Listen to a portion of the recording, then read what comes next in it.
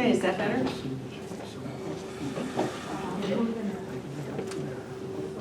Good evening, everyone. I'm your moderator, Deb Andrews, and we welcome you to our candidate forum sponsored by the League of Women Voters of Winnebago County, with co-sponsors the League of Women Voters of Appleton, Fox Cities Advocates for Public Education, ESTHER Fox Valley, the Elisha D. Smith Public Library, and the Doty Island Development Council. The recordings will be available in a few days and posted on our YouTube channel, our website, LWVWinnebago.org, and on Facebook at LWV Winnebago. The League of Women Voters seeks to inform citizens about major public policy issues and about candidates seeking office. We never support nor oppose any political party or candidate. The League publishes a monthly newsletter and has an active Facebook page. In addition to this forum, another way to get to know your candidates and thereby make an informed choice is to visit vote411.org. All candidates received an invitation to submit to Vote 411. So let's get started. Those of you in the audience may submit questions on the cards provided, and we thank you for the questions that have been already submitted. But if you have one now, just wave it in the air and a League member will pick them up. Questions must be for all candidates and may not single out a candidate. Questions may be edited for brevity and clarity, and while we hope to cover as many as we can, we may not have enough time for all of them.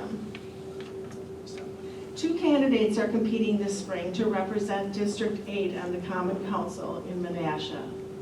Incumbent Randy Ropella. Ropella. There you go. I told you that. I wrote it down. I still get it wrong. Ropella. And his challenger, Josh School. And two candidates are competing this spring to represent District 2 on the Common Council in Menasha. Incumbent Rosita Eisenach and her challenger, Genaro Cardaropoli. Ms. Eisenach informed us a few weeks ago that she was not able to attend tonight. She was told that she could submit a statement to be read by one of our League members, but she chose not to. Candidates, your responses will be timed.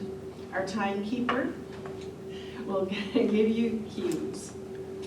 You now will each have 3 minutes to summarize your background, qualifications, and your motivation for seeking a seat on the Menasha Common Council. Why should voters choose you over your opponents? And we will begin with Mr. School. All right, thank you very much. Can everyone hear me? No? No? All right. Better? No? Better? All right, so my name is Josh School. I want to thank you all for attending tonight. I also want to thank the League for moderating this, and of course the Menasha Library and all their staff for generously allowing us to use the company e-room here down in the basement. About 9 years ago, my wife and I moved to Menasha from Appleton. We chose to move to Menasha because we saw a lot of potential in our neighborhood off of Christella Drive. We loved how close it was to High Cliff. We loved the trails. We enjoyed that it was a quiet neighborhood that did not have large commercial or industrial plots next to it, and had a very good sense of home about it. We liked that it was still within the Appleton Area School District, and we could take advantage of the charter schools. We also liked that within 5 minutes of going on Lake Park or Oneida Street, we could be on Highway 441, and thus anywhere in the state of Wisconsin. We truly fell in love with our area in Christella. My motivation to run stems from a sense of frustration that I've gotten over the years.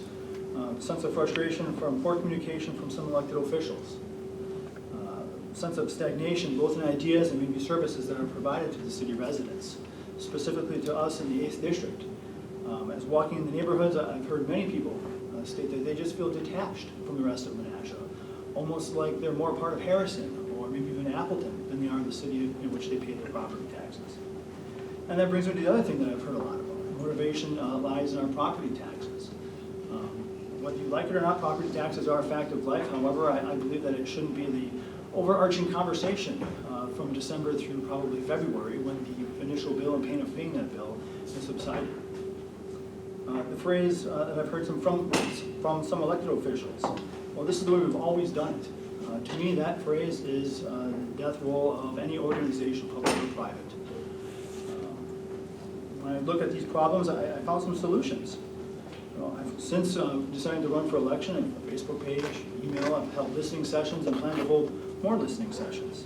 I want to leverage my experience in working with the public sector, with elected officials in the criminal justice system, my experience in public and nonprofit fundraising, and of course, I relate to many of the constituents, and then I chose to move to Menasha, like many of the constituents in the 8th District too. They're not from Menasha. In fact, some of them aren't even from Northeast Wisconsin, and I can relate to that. I have a desire to work with the mayor, other council members, and of course, department heads to move Menasha forward and make it your place on the water. Thank you. Thank you. Mr. Ropella, it's your turn. Thank you very much. Good evening. I'm Randy Ropella, your current District 8 Alderman. Lifelong resident of Menasha for over 60 years. Family has a long history of serving our fine city. My dad and grandpa were both police officers for over 30 years. I also worked for the street department for 5 summers while going to college. These experiences have provided me with a great deal of knowledge concerning the history, the progress of the city, and I'm currently completing my 8th year as District 8 Alderman. My background: currently I'm the chairman for the Board of Public Works on a 2-year run, vice chair on the Board of Public Works for 2 years, Nina Menasha Fire Rescue Joint Finance Committee for 4 years, vice chair for administration for 2 years. I was the original chairman of the Light Up Menasha, the Gather Round Committee. Tom Grady and myself spearheaded that group. We raised like $32,000 for all the Christmas lights downtown. An active participant in the 150th Committee. 25 years as a public school teacher. Last 10 years I've coached basketball at Nina and Appleton North High Schools. I have a bachelor's degree in business administration and a master's in education from UW Oshkosh. So I've got a great deal of experience with the city and also as a teacher. My motivation for seeking a 5th term is that I see many exciting things happening in our district and city. District 8, we have the new Sandhill development. We're going to have like 22 townhouses close to the fire station, and a startup of the High Cliff connection that runs along Highway 114. There's also some decisions that we have to make on some housing situations over on Province Terrace, 55 and older, and also just affordable and market rate type of apartments. We have a new pool being built at Jefferson Park, and future development along Oneida Street, which I just mentioned. My 8 years experience as being District 8 Alderman, 30 years living in District 8. I feel I'm the best choice to represent our district. I'm aware of what's going on in our district. I'm very accessible. I see many of the district residents at Lake Park Fitness, so that's kind of where I hold my office hours. So they see me daily, so that works out well. So again, thank you for being here tonight, and yeah, I hope you have an enjoyable evening. Thank you. Thank you. Mr. Cardaropoli. Good evening, everyone, and first off, thank you for having me here. I got to make sure to not turn this way and look around so I can stay in the mic.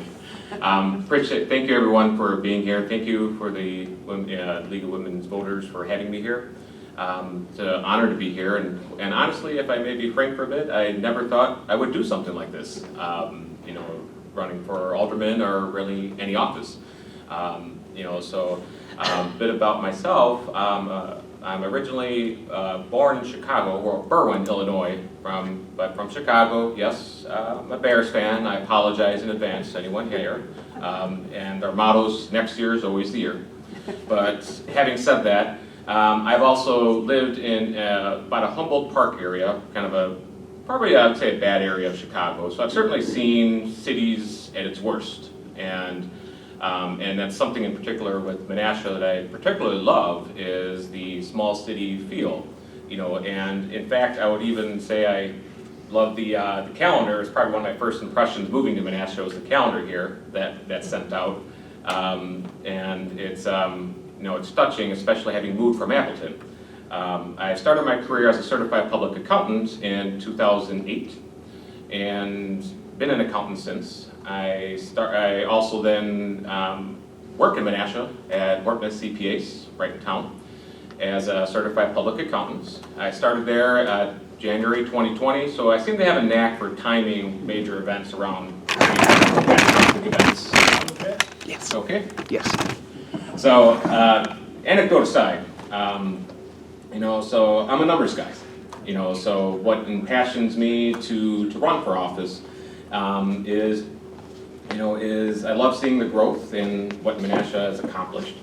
And I think, and I kind of think of an attorney in school in Whitewater said to me, he said, money doesn't buy happiness, but it sure prevents a lot of sadness. That always stuck. So anything that's done in growth, I always feel needs to be measured, sustainable, affordable, and on top of everything too, understandable. Government accounting can be very complex, and a lot of constituents that I've talked to express not being able to understand how it all works. And that emboldened me to run for office because I think being a CPA, having experience in explaining the complex, especially with income tax returns and accounting to clients, I can translate that well into my position at office at Alderman for Menasha. So I hope to be able to bring that to the table, and thank you very much for having me here. Thank you all. And now we will ask questions submitted in advance or by the public tonight, and you will have 90 seconds to respond to each question. And our first question for tonight is, what is your vision for our downtown in 10 years? And Mr. Cardaropoli, we'll start with you for this time. Thank you again. And what I'd like to see for downtown is more foot traffic. I love the downtown. It's gorgeous. I love walking through downtown. I love the view. I love the marina. And what I would love to see is more people there, more commerce coming to downtown Menasha. And I think it's very important to get people in visiting Menasha and living in Menasha to grow business and grow the city. So I think that, so what I'd like to see over the 10 years is activities to bring people in to Menasha and commerce downtown. I'd love to see, see it be busy, on weeknights and weekend nights where people come in and want to visit Menasha and spend their day downtown. Thank you. Mr. Ropella, same question. Thank you very much. Downtown, 10 years. We've put a lot of time in, a lot of money in our downtown over the past 10, 20 years. The city made a huge changeover when they built the marina, and we have lots of apartment houses or apartment complexes in our downtown right now. The Bryn, we have the old Anchor Bank, we have the Monta offices that have all been turned into residential areas, apartments. So we're trying to get more and more people downtown. One of the things I would like to see is some type of action council, something to get people to come downtown. Nina does a tremendous job having activities downtown, and we need to kind of piggyback that and have activities for the residents of the city. One of the things that Josh had brought up was the disconnect between District 8 and the rest of the city, anything that side of Oneida Street. We need to get those people involved in the city, and a lot of times Oneida Street's the dividing line. They don't go past Oneida Street. And we need to get them activities where they're coming downtown and spending their money. And that's my hope. So some type of action council, some type of group where we can get the businesses together and get an organization where we can have bands and different activities throughout the city and throughout downtown. So thank you very much. Mr. School. Push these tables together. Thank you. My vision for downtown is unique, in that I don't want to be another Appleton. I don't want to have an entertainment district. I want to be known as unique. I want Menasha to have its own stamp on our future. I think we need to prioritize cleaning up some of the brownfields that are downtown, the areas that were contaminated from the paper mills, and maybe prevent growth in the downtown area.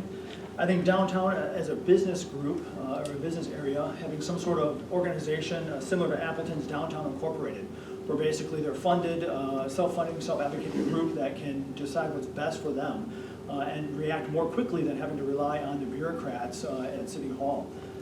I would like to see us use the developments, the Lawson Canal, which technically not downtown, it is across from downtown, as well as the other areas to increase green space, have people come down there and not only spend their money but also their time. Really kind of use that as a launching point for your place on the water, not just as a model, but as an actual thing that people do. So those would be the three things that I would do. Set up some sort of downtown incorporated, similar concept, clean up the brownfields so that we can further develop, and of course allow those businesses to take charge of their own future. Thank you. Our next audience question is about the pool. What are your thoughts on the Menasha pool? Where do you see the funding coming from, and are you backing the project? And Mr. Spool, we'll start with you this time. Well, the pool is certainly a contentious point. If you look at what has been quoted as the top price tag of almost $15 million, of which maybe 8 coming from the tax payer, I don't support that. There are a lot of pools in the area. Yes, the pool is a vital part of Jefferson Park. However, what are we doing to set ourselves apart? Appleton's had plenty of pools. In fact, in the 8th district, I've heard many people say, A, if I want a pool, I'll buy it, or B, I'll just go to Appleton to meet pool. It's closer, I can drop my kids off, I can go downtown. I'm not against the pool, however, I'm against the large price tag and the amount of debt that we would go into to fund that pool. If someone came in and said, we'll give you $15 million, no questions asked, you don't have to put it on the tax roll, more power to it, let's build a pool. But Menasha has some debt, and I'm really concerned with the amount of debt spending we have for non-critical things. Pools are a luxury, and when we have infrastructure, possibly a police study needs in terms of their building, and also other community development concerns, the pool's a luxury. And I just, at $15 million or $8 million on the tax roll, I think that's a price tag too high. But I'm open to the idea if it were more fiscally responsible. Thank you, Mr. Ropella. Thank you very much. The pool, $8 million.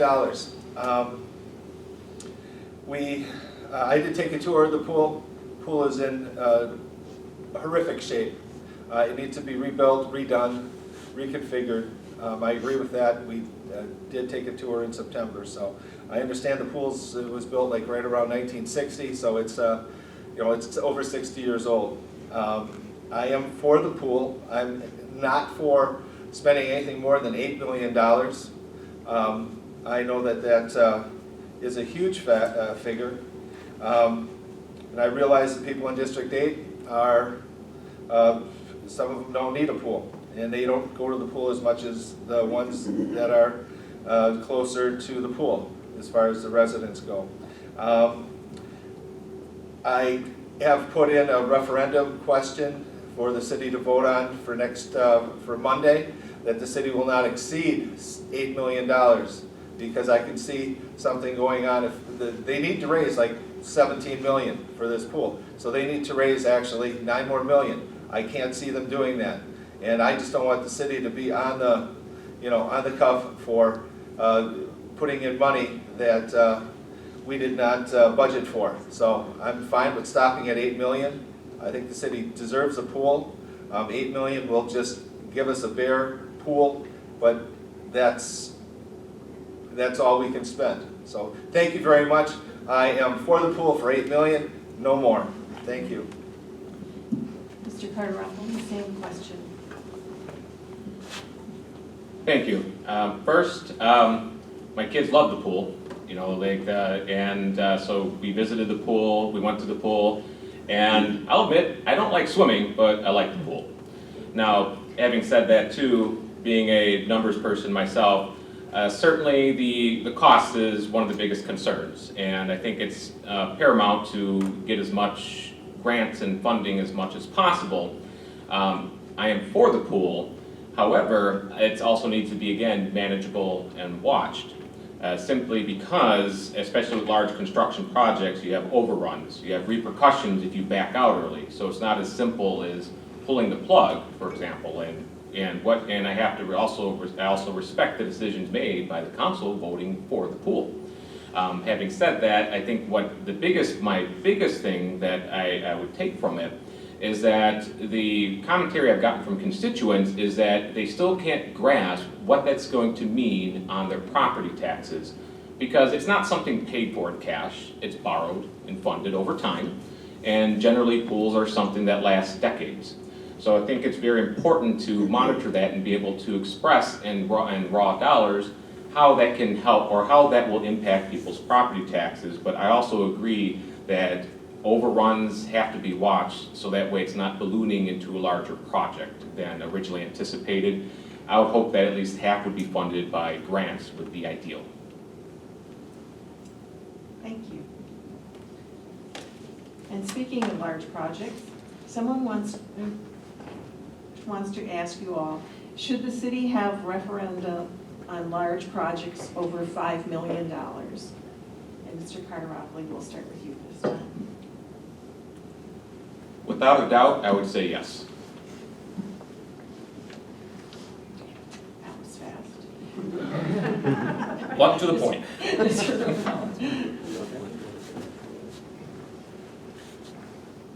Same question. Thank you very much. Could you repeat the question, please? Sure. Should the city have referenda on large projects over $5 million? Interesting question. As one of the 8 aldermen, we are elected by the people to make decisions. 5 million is a large number. The pool is a special thing because it's utilized in the park for a special group of people. I'd like a referendum for the pool.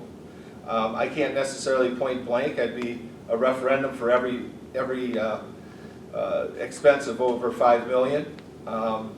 That's a little bit, I wouldn't agree with that, but I do see a need where the citizens need to participate, need to take their voice. I think for the pool, we had only less than 500 people voice their opinion as far as what the pool is going to look like. Out of 18,000 people in our city. That's insane. So we're going with those people, those 500 people, which they could have been to 3 meetings, so they were counted 3 times. And we're going with those decisions. So I'm for a referendum for the pool, not particularly on everything that's over $5 million, but for the pool, definitely a referendum. Thank you very much. Mr. School, same question. Well, I'll agree, it is an interesting question. However, the question I would follow up with, $5 million total cost, or is this going to be one of those projects where the costs are deferred over multiple years, and you've got a project that costs $15 million, but because they make it over 4 years, it doesn't quite meet that $5 million per year. So total cost of the project, yes. Anything over $5 million, that's what, 20% of the city budget?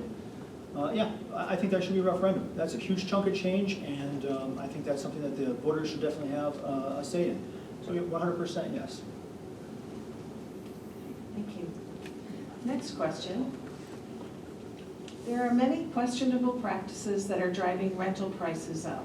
Out-of-state corporations are buying properties and skirting laws.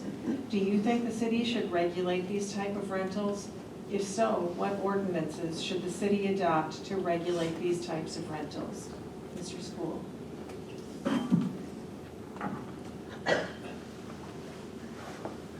That is a difficult question to answer in that if an out-of-state corporation wants to purchase an apartment building to utilize as their own private sort of hotel for their employees, think major Fortune 500 company, that's going to bring in tax revenue that those employees are going to come here, and they're going to shop, they're going to eat, they're going to go for drinks and coffee.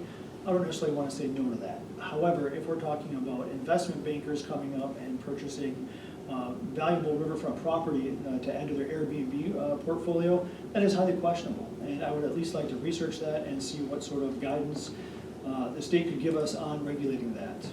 I am a person who is pro-capital. I want people to come and invest, and sometimes that investment is non-traditional. So for me to blanket say no or yes, I can't do, but there would be some definite asterisk marks to any yes or no. So again, corporations using it for their own personal hotel to house their employees as part of their own business, yes. Basically everything else, let's get some guidance from the state and also the city attorney on what best to do. Mr. Ropella. Yeah, thank you very much. Could you repeat the question? Sure. There are many questionable practices that are driving rental prices up. Out-of-state corporations are buying properties and skirting laws. Do you think the city should regulate these types of rentals? If so, what ordinances should the city adopt to regulate these type of rentals?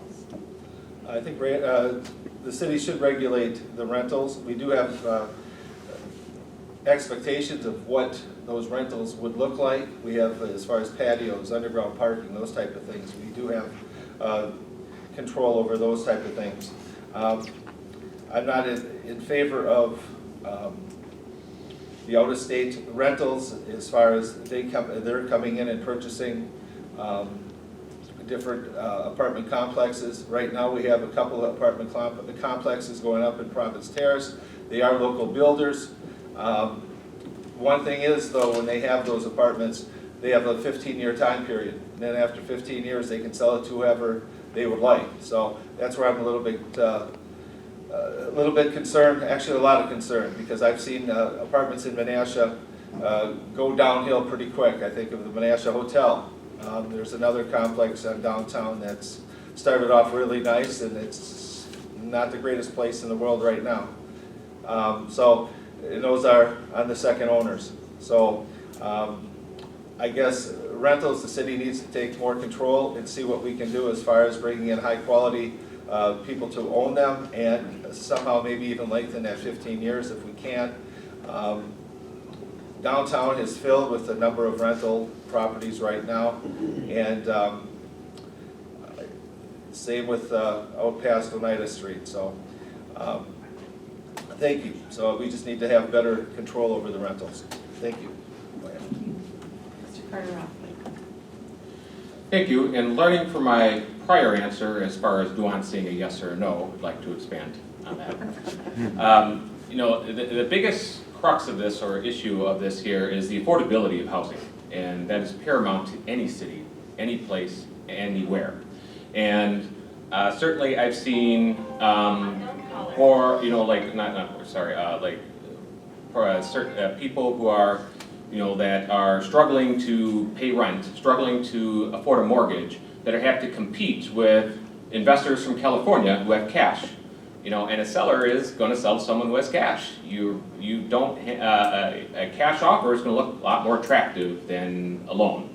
So now, having said that, at the same time, funds, these type of funds, also if there's a supply and demand issue, especially when you're looking at large project, large apartment complexes, small families can't afford to produce those at the same time. So as far as regulating, I think there needs to be some sort of regulation that we can within our city control, but those exact regulations need to balance not impeding supply and demand, but at the same time helping and making sure that our residents and people who want to live here, buy homes here, can adequately compete in buying homes, which would also help in keeping rents manageable, because ultimately it becomes a lot of it is supply and demand, and you have to carefully weave your regulations to balance both. Thank you. Someone wants to know, Winnebago County adopted an ordinance that allows ATVs on most roads. The city of Menasha has home rule, so that ordinance does not apply to city of Menasha streets. Should the city also adopt this ordinance? Mr. Cardaropoli. Can you repeat the question again? Sure. Winnebago County adopted an ordinance that allows ATVs on most roads. The city of Menasha has home rule, so that ordinance does not apply to the city of Menasha streets. Should the city also adopt this ordinance? It's a good question, as I've not personally experienced issues with that. So that's certainly something I'd want to understand more of the challenges that are imposed on ATVs being on the city roads, as I understand. Certainly the first thing I think of is really public safety and people getting injured. Would be the first thing I think of, and what kind of risk does that pose to the safety of pedestrians and traffic would be the main goal of that before continuing on with analyzing what kind of rules should be set forth on ATVs and regulating in the city of Menasha. Mr. Ropella. Thank you. ATVs. I'm against the ATVs. I'm against the, they should not be on our city roads. We don't allow it right now. We have enough issues with the e-bikes. They come flying by when you're walking and all of a sudden they're right behind you. We're still working with the police department and trying to get cooperation with Appleton, Nina, and Menasha, because we all run together. We've got to get Harrison in there too, making sure, and Fox Crossing. So I know the police chiefs are working on something like that to come up with a general rule. The ATVs, I don't believe they should be going down our streets. I'm against them, so I guess the city is against them as well, so I support what the city decided, and I'm just glad that I don't have an ATV running around my district, or my area. So we have enough issues with just speeding and different other traffic issues, but no ATVs. Thank you. Thank you. Mr. School. I concur. There does need to be ATVs in the roadway. I love my house, I love the street we live on, I love the neighborhood. However, in the springtime, the first time you crack your window and a crotch rocket goes by at 70 miles an hour on Highway 114 and you can't hear the person sitting next to you talking to you, that's a problem. ATVs are equally as loud. The other issue with ATVs is, having had them as children, what's the first thing that any 12-year-old boy wants to do is ride their ATV. I know we've got underage people who are presumably going to be riding their ATVs up and down the road. Yeah, we know it's illegal, but we all know that criminals do things all the time. I'm not saying these kids are criminals, I'm just saying that that's the temptation that's there. Right? Anyone who's taking their grandkids golfing, what do the grandkids want to do? They want to drive the golf cart. Same principle. So no, I don't support ATVs or dirt bikes driving on city streets, sidewalks, or trails. Thank you. And this is an environmental question. A new federal law has set standards on PFAS in drinking water. Now, if the actual PFAS level is under 4 parts per trillion, a city can report it as 0, even if the actual amount is 3.99, which might not be safe for infants. Should the city report all levels of PFAS in our water so that residents can make informed decisions about installing water filters in their home? Mr. Scudery. Yes. The most powerful thing that a government can do is inform their citizens. And this is just one of the many ways that they can do it. Transparency is just that, transparency. So let's put it out there, let's get the constituents